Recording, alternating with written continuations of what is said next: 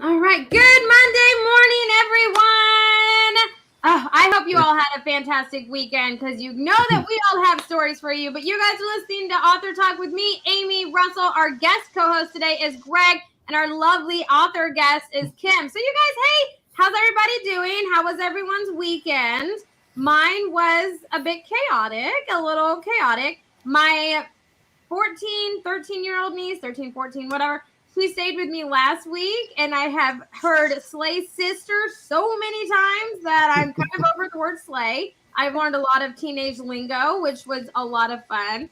She's a big ball of energy, and I absolutely loved her staying with me. I dropped her off in Bastrop on Saturday, and coming back home was an adventure with my kids. Because you know that you are Texas born and raised when your child is throwing a tantrum because they have to leave Buc-ee's. Because that is what happened to me. So I've decided that my child needs exposure to other places. But that was my weekend in a nutshell. I helped Fern set up for Comic Palooza, which, Greg, I know that you were at Comic Palooza. So tell us a little bit about your weekend. Well, of course, did live interviews all weekend long. Met some great artists, some great authors. And actually, Fern was the first one that we interviewed. Oh, I love for the it. Weekend. Yeah. And of course, met some other convention coordinators and some that I already knew. So basically, it was a lot doing the interviews and getting people ready for our show and getting set up to do media coverage at these other shows. It was pretty busy. I think I walked the floor. I think we counted between 30 to 35 times. Wow. And George R. Brown is not a small place. No, it's not. But that Iron Man that I had up, I was trying to get back to it and I clicked out of it. But the Iron Man that I had up, let me just say that one is my favorite cosplay because it's legit. Like it has the little lights in the palms and everything. But Greg, I think you will find this amazing because I was talking to you separately one time about it. There was actually an Edward Scissorhands cosplay, and I've never seen that before. And I had said that. I said I was going to go as Edward Scissorhands because I've never seen it at a convention before. So someone must have listened to me. Kudos to you because that to me was by far my favorite one there. But I heard it was an amazing, amazing time. Yes, it was. It was. Greg, was it as big as it's been in the past? I don't think so. Okay. But I don't have the official numbers, but going by eyesight, it was not as, I don't think it was quite as busy this year as it was last year. But again, they only had a party on Friday night instead of opening the floor. So it was completely different. But I've heard different things, but I can't confirm them. So I don't want to say them or lie or do anything like that. Yeah, but I would say different, and they did have their some of their big headliners did pull out there towards the end. I can tell you that Alice Cooper had the longest line. Well, I would have been in that line if I could go. Okay, I love me some Alice Cooper. I truly, truly do. But okay, I have a question. Okay, I would rather talk about Alice Cooper too, but I have a question, and that is it worth, if you're an author, to get a booth at Comic Palooza to sell books? I mean, is it worth it? Because honestly, I'm not a buyer on that, but there are so many of my friends that are buyers. What's your position, Kim? Say something. I've never been. I've never been, so I don't have an opinion on it. So until I attend something like that, then I have nothing to say on that. Yeah. I get it. If they had all 3 days and you could share the table, which you can share the table. Yeah. But if they had all 3 days, I think it would be worth it. But since they only had 2 days, as for me being an author, I didn't feel that it was worth it. Yeah. Oh my gosh. James saw Alice Cooper in concert. James, we need to talk.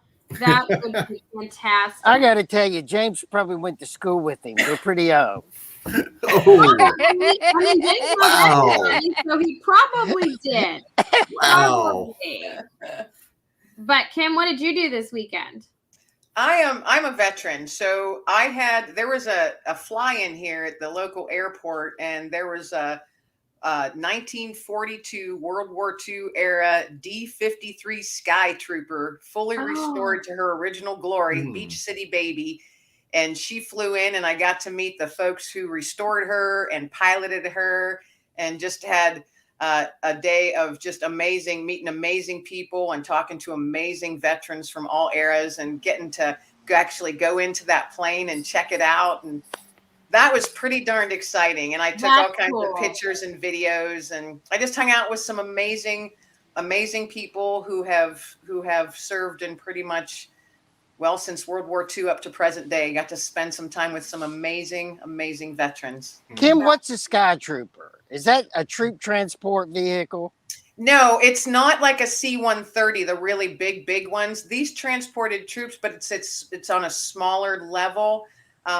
They were used for 3 different types of things, like ferrying injured, or ferrying troops, like maybe up to 10 to 12 troops at a time. So it's not the real big. They're big, believe me, they're a big plane, but nothing like that C-130 that looks like, a massive bus, that rumbles really loud going over your house. I thought so, because I think that my dad was in one of those planes during World War II and crashed at Pearl Harbor. So I think they crashed in one of those planes in Pearl Harbor while he was in World War II. And he didn't fly again, and after they flew him back from Okinawa, he didn't fly again for like 40 or 50 years till I made him get on a flight. Oh, wow. And he was mad at me. But anyway. Well, some of those folks, they carry a pretty heavy weight with them throughout their lives. And so I just, I give them nothing but the honor and respect that they deserve, and all kinds of prayer. If they've got that weight that they're carrying, that can be pretty heavy sometimes. Yeah, absolutely. Yeah. Absolutely. Russell, are you still with me? Yeah. Wait, maybe. Russell, are you still there? I'm still back here. Oh, okay. What did you do this weekend, my little traveler? We rested this weekend because we've been at waterfalls every weekend and hiking. And I finally told my wife, you got to give me a break. I get to have a weekend off and rest. So you had to have a break from being outdoors and doing adventurous stuff? Yes, she wore me out. Before we go to Santa Rosa Beach, Florida, I rested. So I did nothing except follow all my author friends with all their Comapalooza pictures. Yeah. Well, that's nice. I think that's nice. You were showing support to them, which I think is important, because as an author, you got to get out there and get your hustle on, right? You got to go to conventions. You got to sell your book. You got to find out locations to go to. So having people like Russell to support and share is awesome, because he's such a team player. I love it. I love it. But Russell, let's talk about our podcasting channels, shall we? Are you frozen again? Okay. Well, I can do it until Russell comes back. Are you back? Are you back? No, you're not back? I'm back. Oh, okay. Somebody is doing something around here and disturbing my Wi-Fi. It's Crazy terrible. People, do you want to talk about the podcasting channels? I do. Kim, we are like now top 10 book podcast in America, to our shock. We can't believe it, but we are. More people listen to us during the week, driving home from work or wherever, than actually watch us on Monday mornings. We want to thank those people that are listening to us. Let us know. Amy, how can they contact us if they want to? They have a question, or where can they find us? Yeah, so we are located literally on any place that you can find podcasts: Amazon Music, iHeartRadio, Spotify, Apple, Google. Any place that you can listen to podcasts is where you can find us. But if you like to watch us in all of our animated glory, because I am queen of talking with my hands, because it's very difficult. My hands are crossed because it's so difficult right now. You can go to our Facebook group and follow us on there and join it. You can follow us on YouTube if you would like to, or any one of our social media platforms, because it does get shared there and all of us are open books. So you are more than welcome to come. We encourage you to watch us live and engage with us. We love engaging with our listeners. at answering the questions that they have and just making sure that they get heard to the author that they're listening to, or if one of us can help you in any way. So we highly encourage that. And so we are so grateful. Like Russell said, we are more shocked. Russell, don't get attacked by a bug. We are more It was shocked. a bee. Oh, And wow. you can't swat at a bee, not because they'll sting you, but because it was a honeybee and you don't mess with honeybees. That's right. So you just gotta get out of their way. Well, that's a different, I don't know the difference between bees, and that's a whole different show that we're going to have because I need to educate myself. But thank you guys so much for listening to us, for watching us. We're shocked. Like always, we started this because we loved it. It was Russell's idea, and we do it every Monday because we love hearing the stories and meeting incredible authors. So we just cannot wait. Russell is going to join us back. If you're watching our video, Russell will be back. It's an intermission for him. He will be back.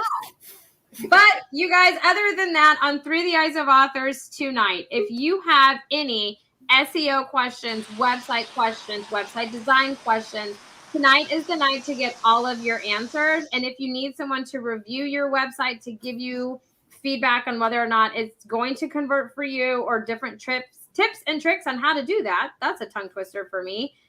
Tonight at 7 p.m. on Through the Eyes of Authors, that's what you're going to be receiving from my good old friend Brian Bearden of Upstream Marketing. He's going to take an hour out of his night to come and give us information, tips, answer any questions that you have. So make sure if you're jumping into the SEO world or website, or you're rebranding, you join us tonight to find out the latest things. He's been doing a lot of author websites and things like that. So tonight is a night that you definitely are not going to want to miss. We do have a pirating books session coming up in the near future, and a media panel that will be in August. So you're not going to want to miss those either. So stay tuned for more information on those. That's my little infomercial right there for Through the Eyes of Authors.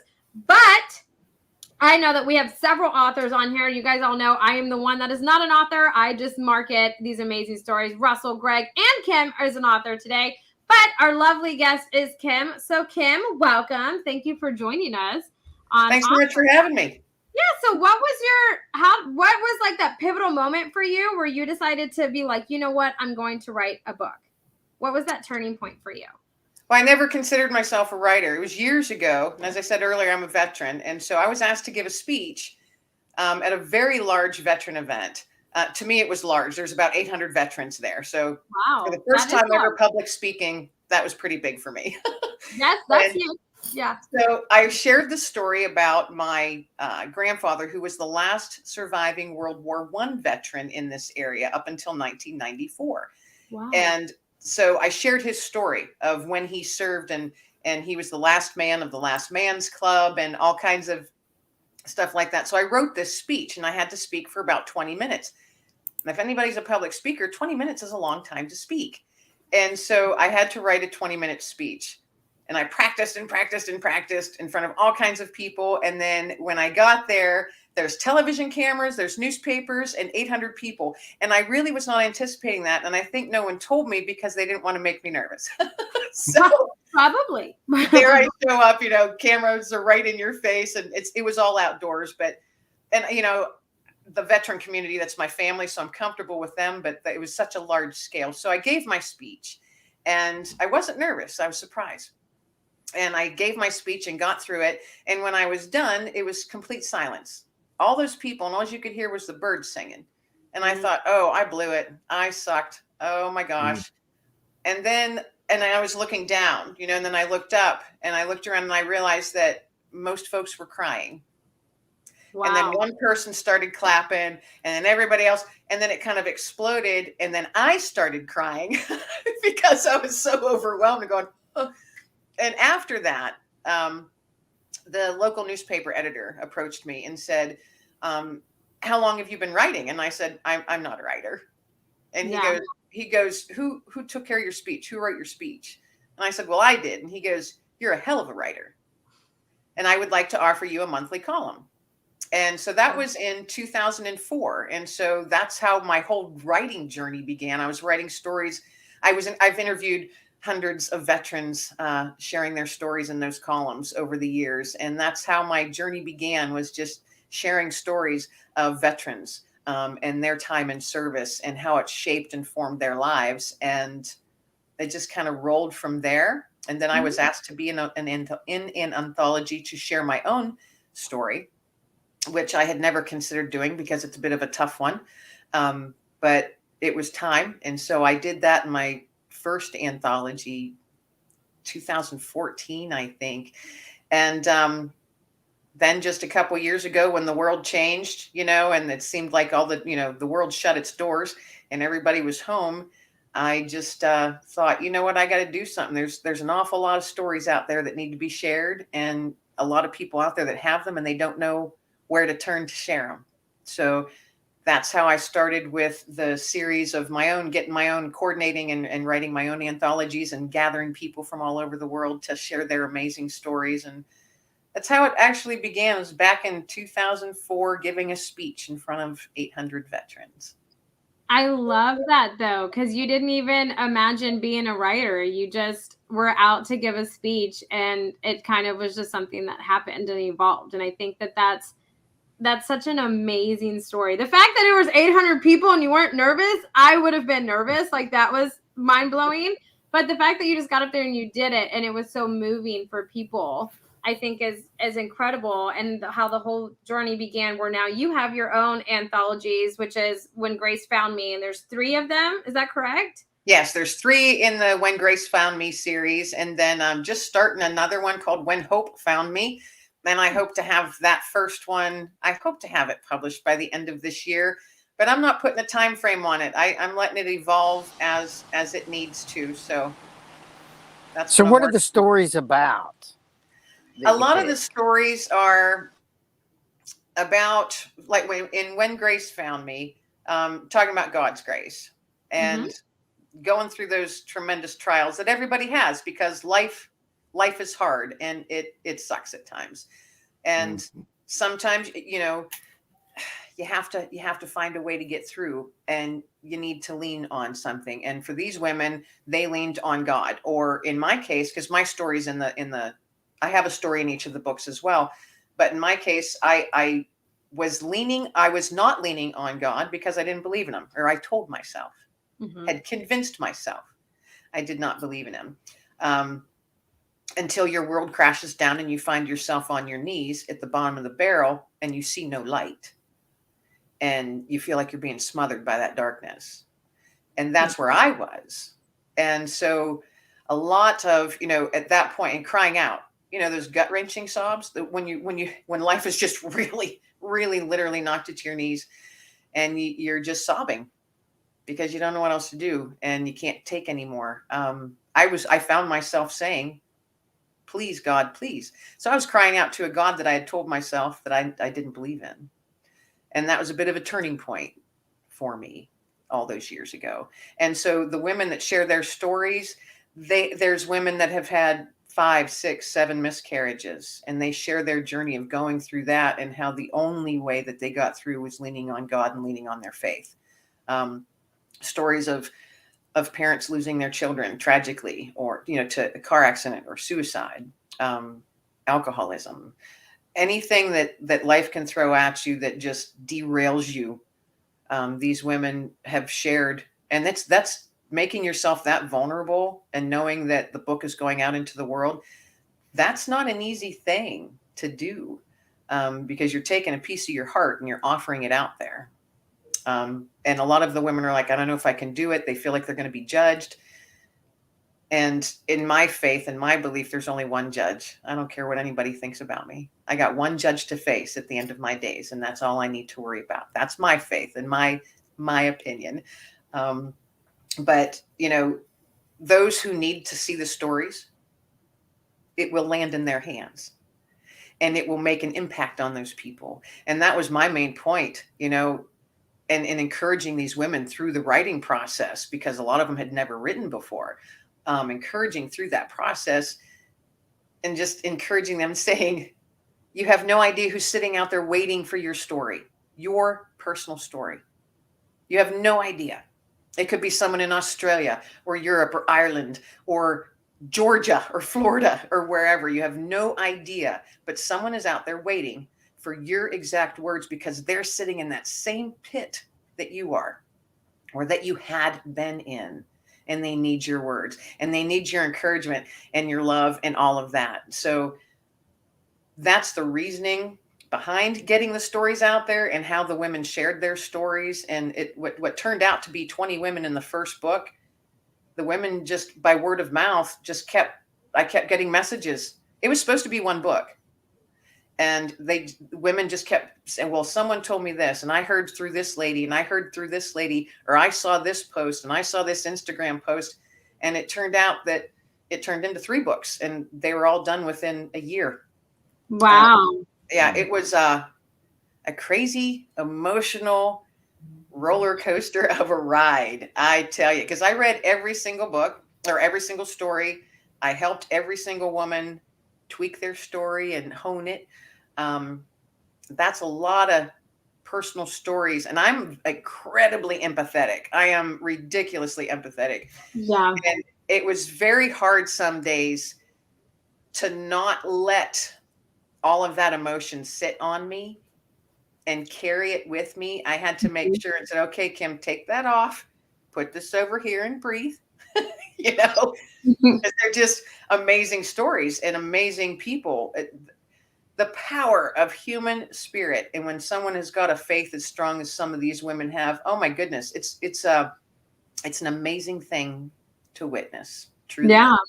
Well, that's what I was going to ask you. You know, did you find it difficult? I mean, you kind of answered it, you know, to separate hearing these stories. And was it something that, you know, if you submitted, was there, because you said it was supposed to be 1 and it's turned into 3. So was it just like the stories just kept coming? Like, when was it that you had to like shut it off, like shut off stories coming and stuff? Well, with the book, we had deadlines and all of that for each volume. Okay. It just, we did everything in a very short period of time because so many people kept coming. Yeah, that's what I was saying. Yeah. And I wasn't anticipating that. But that, you know, it took on a life of its own. And I feel that it was meant to roll out the way that it did. And I think that all those stories, because it was at the height of the pandemic, and the responses and messages that I personally have received from people that have gotten the book and read some of the stories. There's at least one story in a book in each of the volumes that is just going to slam someone personally, and they're going to be able to resonate with it. The emails and private messages that I have received from all over the world from people that have gotten the book, or someone shared the book with them, or they had, you know, church groups and someone had the book. And so it just kind of started, you know, one read it and then they gave it to a friend, and then they read it and gave it to a friend. It's amazing. They're like, it was like this story was speaking directly to me. This woman was speaking direct. I feel like I know her. I felt like I was walking in her. It was just amazing. And I got goosebumps, you know, every time I get something like that. And I'm like, okay, this is why I was nudged so strongly to do this. That one lady that just messaged me, this is why. And then another would come and I'd be like, oh my goodness, that's why too. That's why. I was in tears so much. It was crazy.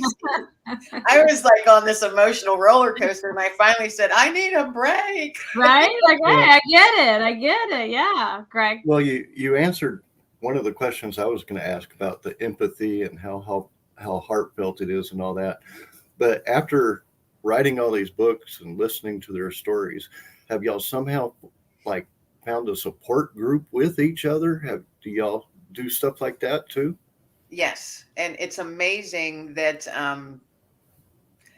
there's a solid group of us that we feel like we're family members with each other now. And we keep in touch, and we have a private Facebook group that we still chit chat in and keep in touch. And some of the ladies that were in the first volume, they now want to be in the When Hope Found Me series. They're like, you know, now I've got this writing bug, you know, and so much has happened, you know, because the stories are about, they're a maximum of 1,500 words, but everybody has way more than 1,500 words in their soul, you know? Oh, yes. And so a lot of them, not a lot, but there's like a handful that are saying, you know, hey, when's the next one? Are you going to do another one? But we've shared with each other. We've cried with each other. We've laughed with each other. And we've kind of formed like this little solid core group of women that do keep in touch regularly from all over the world, which is amazing. And we're learning each other's cultures and more about each other personally. And, you know, it's been going on 2 years now that we first met each other, and we're still all very close. And it's been an amazing ride. It really has. Yeah. I love to hear that, though, because I feel like, one, the biggest compliment, you know, as you who have a story written in there, but you've also put it together and helped all these women, is, you know, someone reaching out to you personally and telling you how it impacted them and that it really resonated with them. I think, you know, that's the ultimate goal, I would say, for like an author, just wanting to make a difference. And I like how, like, you went in with the mindset of just having them be heard and impacting, knowing that it would be like maybe just impacting one person, a book or whatever, you know. And I think that that's the mindset from an author standpoint when you write in a genre like this or a topic like this, is to just go into it wanting to make a difference one person at a time. You know, I think that's what you have to have. Russell. So I understand you're writing a novel too. Is that right? I'm working on one. I'm working on one, and it's a whole different realm. It's more kind of fantasy. It involves like wood sprites and fairies and my dog. Okay, so then it's up Greg's ass. Okay, your old dog or your new dog? Both. I literally wrote for 6 years my old dog, conversations between he and I'm the queen of my realm. So they were tales from the realm. And he was Sir Digger and I was the queen. And there's wood sprites and fairies that live out in the woods, and they wreak all kinds of havoc.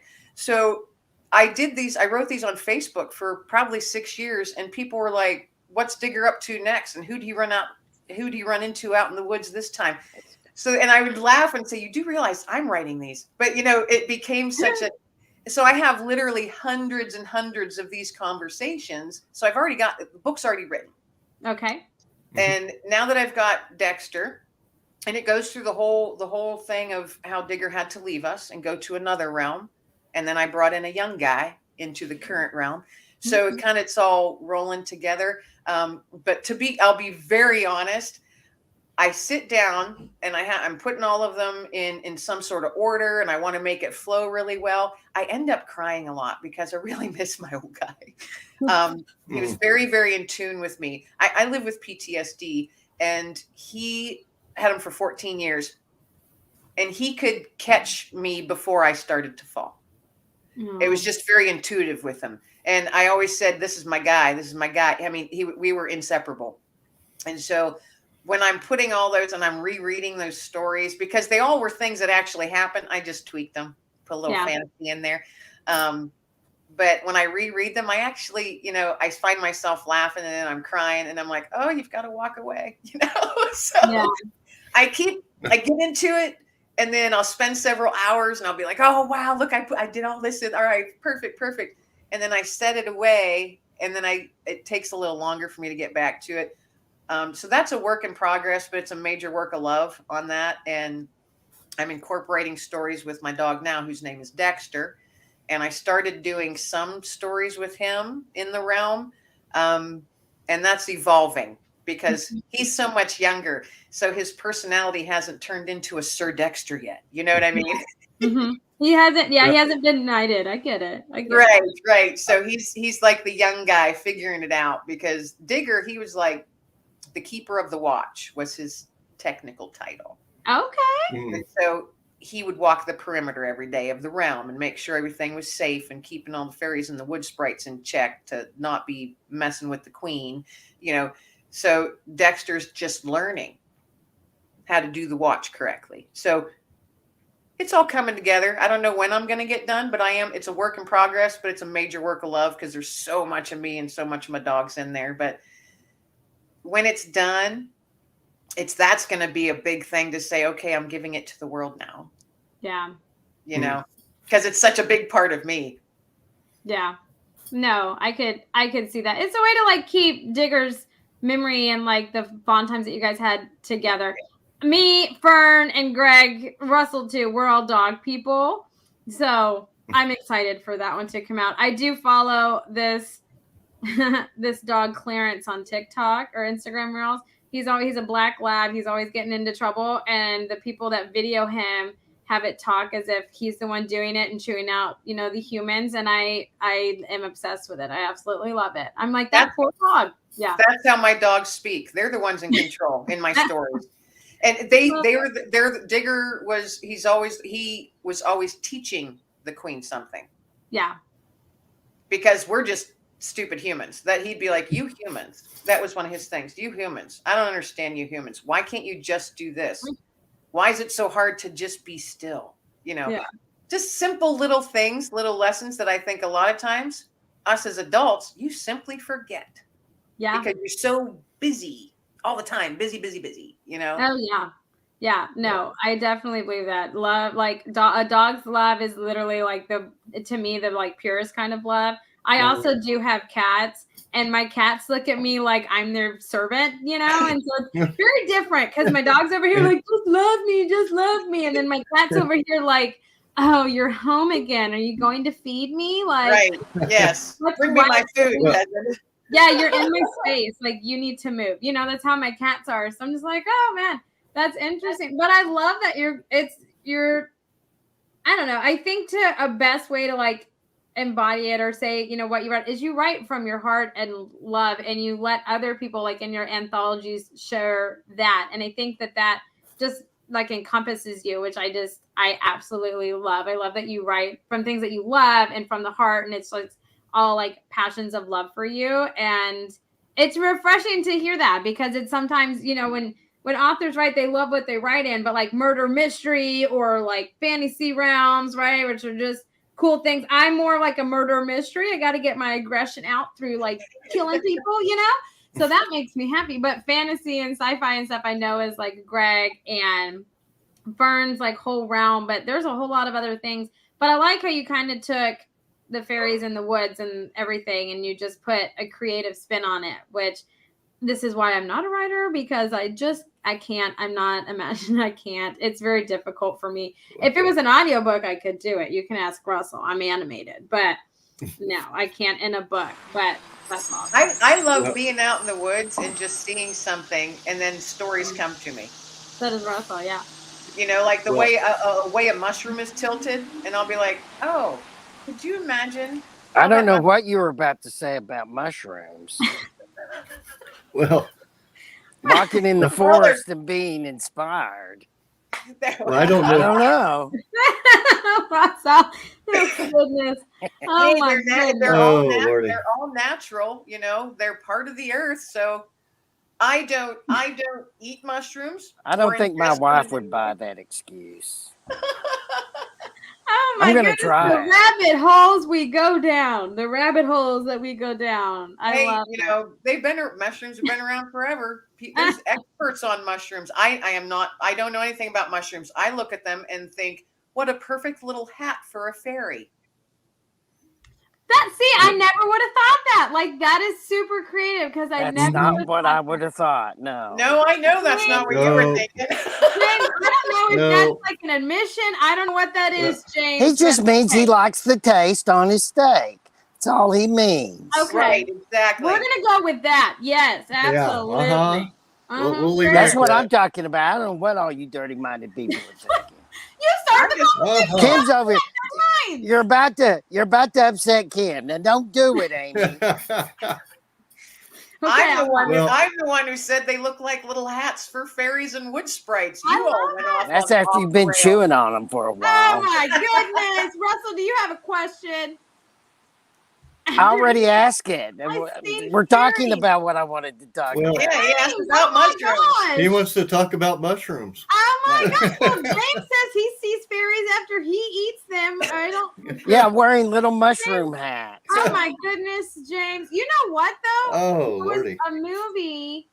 Oh, what is the movie? Oh, in Maleficent, there is like a mushroom fairy. Little mushroom walking around, but it's a fairy. In the movie, the second Maleficent movie, it's the cutest little thing. I'm always like, I want a statue of that. But anyways, that's the kind of mushroom I was talking about. I don't know where James went. James kind of went off.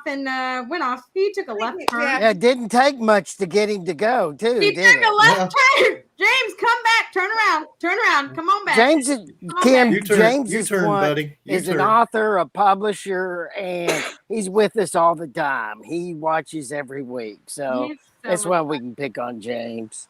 He's so much fun. So much fun. Greg, I know you've been trying to say something. Well, I don't know if you came up with a title for your book or not, but I like to do the play on words and like Tales from the Realm, just TAILS. That's my working title, actually. But yeah, I do like playing with words. Yes, I do too.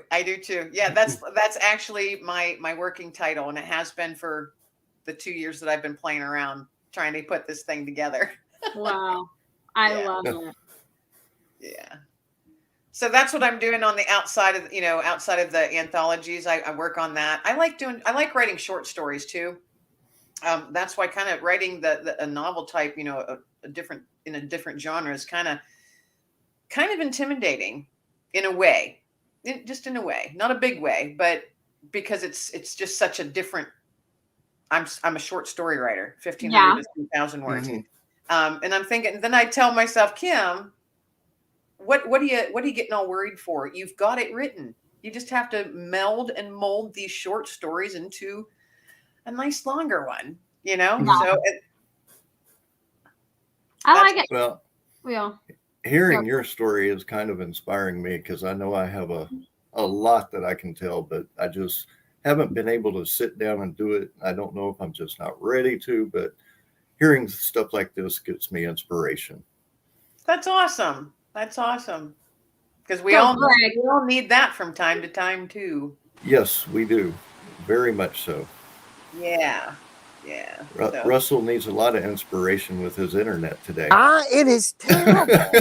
And the worst case is I can't blame Amy like I usually do for stuff. You know what? That is a true statement. It is a good Monday for me. I'm not getting blamed. Whoop, whoop. Good Monday for me. Maybe you'll actually have an air conditioner part at the dealership after 2 weeks. You know what? I'm telling you. Okay, I'm telling you. I feel or like maybe not. I feel like today's my day, though. I'm like, I feel like it's going to happen. But, I have yet to get a call. So I don't know. Okay, so Kim, I have this problem since Russell brought it up. So I have a lot of problems. I do. I have issues. I have this brand new vehicle, right, that I brought. I got to drive it for 2 weeks. Turns out there was a leak in my AC. So they had to order this part. And so I've been waiting. Because I can't control it, like I can't see the tracking on it, it drives me bonkers, like completely bonkers.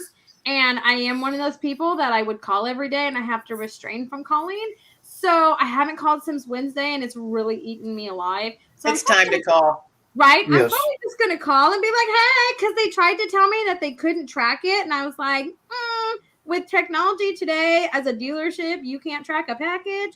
So I may have to go Karen. Okay. I may go full Karen on them and hopefully I don't because then I feel like they won't fix my car.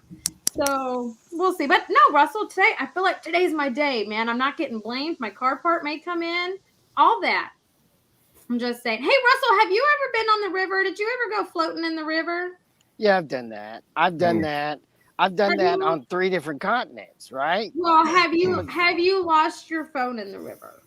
No, I'm not stupid enough to have it. Oh my God! Oh my God! His phone on the river, Russell. Who did? Josh did. So thanks for saying you're not stupid enough to do that. Wow! And Josh was supposed to be really smart too. I didn't go though, Russell. That's the problem. Is I am actually the smart one in this relationship, and I didn't go, and he took his phone and he lost. Yeah, he had a beard too, is what he did. Well, we've seen those people float down the river. Those people. Yeah, under the tube, not on top of the tube. Well, there were ambulances that were called to the river, so I'm sure. But yes, so he did lose his phone. So, anyways, that was part of my weekend. But I wanted to know, Russell, if you'd ever lost your phone, because you and Josh are so similar. So I was like, maybe Russell knows. I went down that rabbit hole. I'm sorry. I was talking about my car, and somehow I got to the river. But whatever. So, Kim, what is next for you? I know that you have this anthology that you're working on, and then you have your your fantasy fairies coming on, but is there anything else that you hope to one day dabble in? Well, I do have a podcast and a television show. Oh my goodness! Nice. Tell us about them. Look at you doing all kinds of stuff. I love it. Yeah, well, when the pandemic hit, I was one of those ones who lost her job when the doors shut. And I got 25 years of sales and marketing experience. And my job was being a road warrior. So I was on the road. Well, when the doors are shut, there's no place to go. Right. So I was let go and found myself in a position of, what the ... and gave myself one day to be angry and swear and yell at the world and all of that. And then said, you know what, Kim, you've wanted to write more. You've wanted to put more into that. You've got this door in front of you, and it's not a slam door. It's a door that you can creak open like an old wooden screen porch door. The kind that creaks and slams like with satisfying noises. Oh yeah. Those little creaky old doors like from grandma's house. I'm like, I'm going to push that open and look out because this is a door of opportunity now. It's not a door that slammed in my face. So I'm like, what can I do? And I'm like, I've been hearing some stuff about this podcasting stuff. I have literally no clue what it's about, how you do it or anything. So I got on Google, me and my buddy Google, and literally started one that day. Nice. I had no idea what I was doing. I didn't have the right equipment. And I'm like, I don't care. I'm going to start doing it because I think I have something to say. And I know that I can find other people that have something to say as well. So I've been doing that almost 2 years now. Got about 130 episodes out. And the name of it is called Let Fear Bounce. And I named it that because that day that I gave myself 24 hours to be pissed off at the world, I was sitting on the edge of my bed and I'm like, I'm not letting this fear that's floating in the air everywhere. You couldn't turn or breathe without smelling it or tasting it or hearing about it. And I said, I'm not letting fear land on me. There is no way that the world is going to scare me into a hole. Not happening. And I'm like, I'm letting that fear bounce, man. And this is me, like pep talking myself. I'm letting That was the best stuff you said all morning. What you just said. That was beautiful stuff. Thanks. I liked it. I think. So I said, I'm letting it bounce. And I'm like, dang, that's a pretty cool name for this podcast that I don't know what I'm doing on. Right. So that's what I named it. And I reached out to some folks that I knew and said, hey, I started this podcast thing. I don't know what I'm doing, but do you want to be my guest? And we're just going to get on there and we're just going to BS for like a half an hour. And we're just going to talk about, hey, do you have any fears? And if you do, how do you face them? And how do you overcome them? And what else are you doing in life? So that's literally, I just dove in and just did it and having an absolute blast doing it. And then through that, I was a guest on someone else's podcast. I started being asked to be a guest. And the woman that was the host, she said, have you heard about this new television network, Believe in Your Dreams? And I went, no, I just started podcasting. I don't know what I'm doing. And she said, think about it. You'd be a great candidate to have your own show. You've got a story to share. And you talk to authors all the time. And I was like, let me think about that because I'm still trying to figure out what it is I'm doing. And I have to create a job for myself so I can live and maintain. Yeah. And so I thought about it for a few days and I'm like, you know what? Why the heck not? Why not? I did these books. I started a podcast and why can't I do a little television show, Yeah. And so I said, yeah. And they said, well, what do you want to do it on? And I immediately said authors because I had so many amazing women that were in the books. And I'm like, authors need a platform to tell their story. And so it's called The Right Stuff, WRITE, The Right Stuff, The Author's Voice. And so that's my television show. And I have, it's a weekly thing. It's on, it's streaming now on Roku, Amazon Fire, Wow. Google Play. It's a streaming network. So they were just released a month and a half ago, 6 weeks ago. So, I've had all kinds of cool authors on, and given them an opportunity to share their writing journey. I just ask them, hey, just like you just asked me today, pretty much the same question. How did your journal start? And why did you start writing? Why did you choose to write about that? 'Cause I'm fascinated to hear like people who write horror books. Yeah. My brain does not go that way. And I'm like, how in the world do you come up with such scary stuff? I'm like, your brain must be a scary place to live. And so, I asked them, how do you come up with that? And I'm learning a lot from people that write in so many different genres and poets. I've recently started having poets reach out to me and say, hey, I hear you have this television show. Can we set a time to chat? And I've never really been one to delve much into poetry, but now I am. Oh my goodness, what a talent to take, these stories and just slam you in the feels with so little words. Yes. Mm-hmm. I love that. Slam you in your feels. I absolutely love that. Man, you are doing so many things and I love it. And I think that's inspiring. And I love that you want to help authors and help give them a platform because that's what we like doing. We love working with authors and hearing their stories and everything like that. But sadly, you guys, we do have to call it an end of the day. I'm sorry, or morning. I'm sorry. But remember, tonight on Through the Eyes of Authors, we are talking SEO, website, all of those things you're going to want to be on. Make sure you don't miss it tonight at 7 p.m. Central Time, I feel like I need to say. But closing comments, statements, questions, last go around. Russell, you first. Don't trust Josh in the river anymore. I don't. I straight don't. And he knows this. This is a true statement. For sure. And Kim, tell us where they can find your books before you go, please. All my books are on Amazon under you can find them under When Grace Found Me or under my name, Kim Lengling, or just on my website, kimlenglingauthor.com. Yes, and it is posted in the comments. You guys scroll up just a little bit. It is posted in the comments, her website. Make sure you go to it and check it out. Greg, closing comments, questions, anything before we leave? Well, thank you for being on. Your story is very inspirational, and I hope it does encourage others to tell theirs. Thank you. Thank you. Absolutely. Well, Kim, thank you for taking time out of your Monday morning to come and talk with us and just share your stories and how you're helping others share stories and all the amazing things that you are doing. But until next time, you guys, this has been Author Talk, and we'll catch you all next Monday morning. Bye, everybody.